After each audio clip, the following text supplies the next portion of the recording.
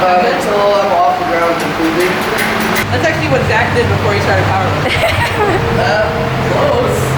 Hello, my strong friends. Welcome back to the channel, and today I'm not in my home gym, as you may see. And I'm at TPS Gym, aka Boston's strongest. And I'm with the amazing, the genius, the most strong, smart person you've ever heard of in your life. Most strongest.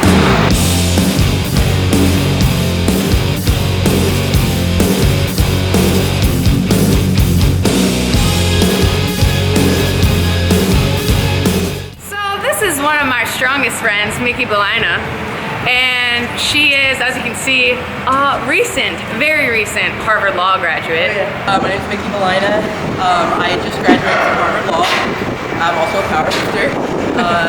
I'm sponsored by Elite FTS and by Total Performance Sports, this gym, and by Reactive Training Systems, where my coach Mike Trichere does my programming. And now I'm about to go, after I take the bar exam, I'll be working full-time at Inner City Weightlifting, which is a non-profit gym that's mission statement is to reduce youth violence, youth street violence specifically. I'm not competing until after I take the bar exam in July, just because bar prep is crazy. You're kidding. Yeah, it's like this thing that's like difficult, apparently. But I'm not stressed out about it. I mean, like, law school is tough enough. I'm like, if I can make it through that, you know, what's another 2 months of bar prep? Yeah. So I'm looking forward to nationals, and I'm gonna do the Juggernaut meet in August as my qualifier. So hopefully some big meet PRs come. I usually say, like, God doesn't give with both hands. Like, if you're strong, you're probably not gonna be like good at other things. I was just saying that to make myself and you guys feel better, but we're all just like shamed by this woman right here. I don't know about that. We're all just doing what we can. So what are you going up to today? So I'm working up to single at 8 RPE, and then dropping down to do 4s. I have a look at so I'll do a percentage drop from, I think like a 13% drop from whatever the top single is. But my normal single at 8 is around 425, but I've been like sick and it's been crazy, so the nice thing about the RPE scale is like it allows me to just take all those things into consideration based on how I feel. And you just graduated, like days ago. I graduated on Thursday. Yeah, so 3 days ago. Yeah, so it's been crazy. So I'm excited to get back to like normal routine. I'm super OCD and like A-type personality. So with graduation stuff, there's been no real consistent schedule because like people coming into town and like graduation stuff that I have to be at. So I'm just excited to be able to have my routine. Yeah. Well, congratulations. That's like, are you the only powerlifter that graduated from Harvard Law School? Yes. There's not a lot of lifting people at the law school. I can imagine. Yeah. But the thing is, it's funny, like people in the like law school and even in the legal world, like they're so not infatuated, that's not the word, intrigued by my lifting. Like, I remember when I was doing like job interviews and stuff like that, and they saw like Texas A&M powerlifting and stuff like that on there, because I powerlifted at my undergrad. I just wanted to talk about it. They didn't even want to like, I was like, I do like law school stuff too. But it's really amazing how like the principles that you kind of develop and get from powerlifting, like the discipline, the timing, time management, like balancing law school with powerlifting, I think really impress them. And like, because those are principles that are applied like in the work environment, school environment, and whatnot. So we were talking about powerlifting for like the hour or whatever my interview is, and that was it. And then they're like, hired. Yeah. And so or accepted. Yeah, so you know, my parents are like, what do they think about powerlifting? I'm like, they love it. They think it's so cool. And so, yeah, talk about lifting in your interview. Yeah. It goes a long way.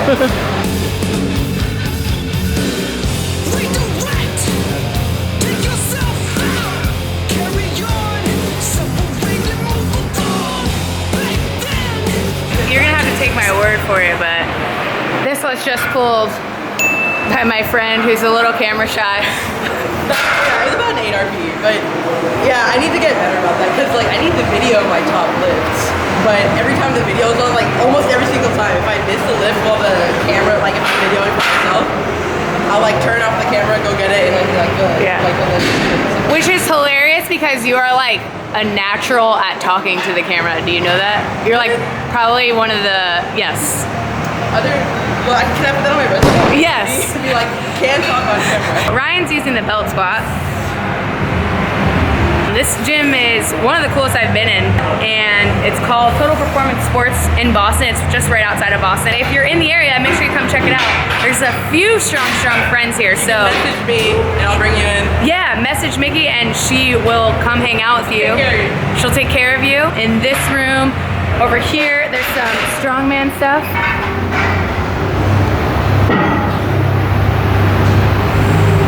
And then also behind me, some of the weightlifting platforms. So, pretty much has it all.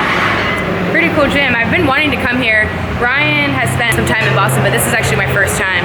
So, I've heard a lot about this gym, and I see videos of Mickey killing it in here. So, it's a good vibe, and I'm having fun so far.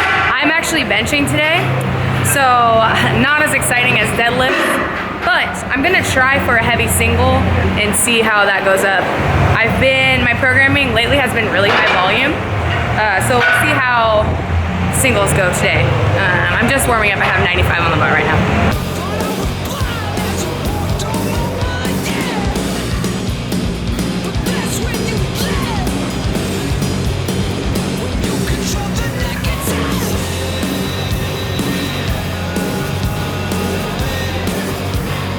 So after deadlifts, what do you have now?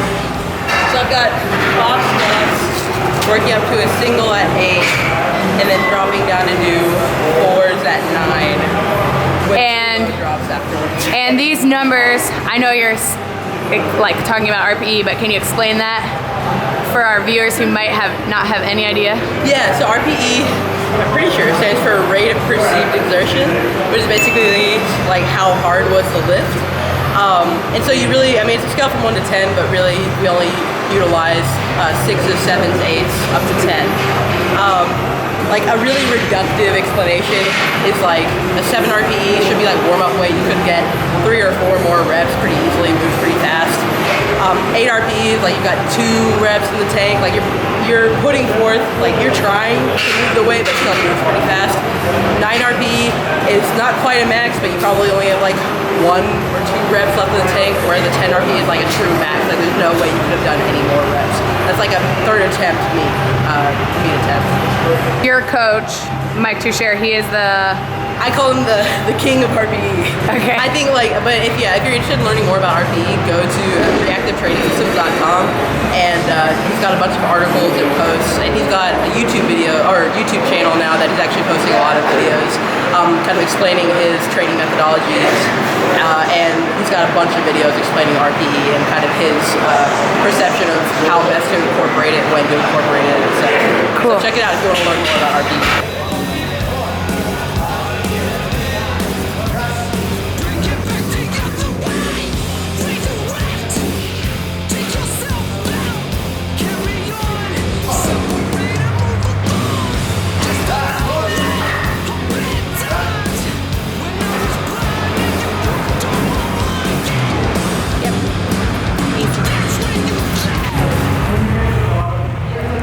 So my bench is feeling really good today. I have 155 on. I just did 150, and I think, yeah, like my meet PR at this body weight, or at my competition body weight, weight class, this one, is 154.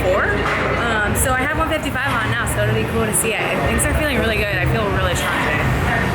Not sure if it's the Boston air come sleeping through my skin, but things are doing good.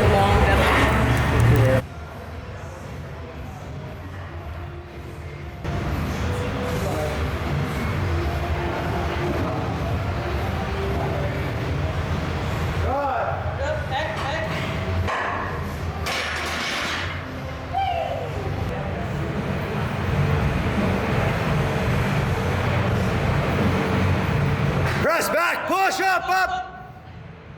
Rack. Maybe one more. Get tight. Drive back, push up. Push back. I think I just got a little... Okay, so I hit 160 and I put 165 on, but I unfortunately missed that rep. But I I'm really happy with hitting 160. Like, I haven't touched anything heavier. That ties my all-time PR ever. And when I hit 160, I was at a much higher body weight. I was probably like 10 pounds, plus 10 pounds than I am right now. So I am super happy with that. Missed 165, but I'm excited to see. I haven't been training heavy either. Like the most I've had on the barbell is like 130. Except for the other times I've like tried. One single. I did one single at 150 the other a couple weeks ago. But yeah, I haven't been consistently training heavy, so for that to feel good in my hands, like even 165 when I unwrapped it, I was like, yeah, I'm gonna get this. But I think I just misgrooved, not ready, not today. That's okay.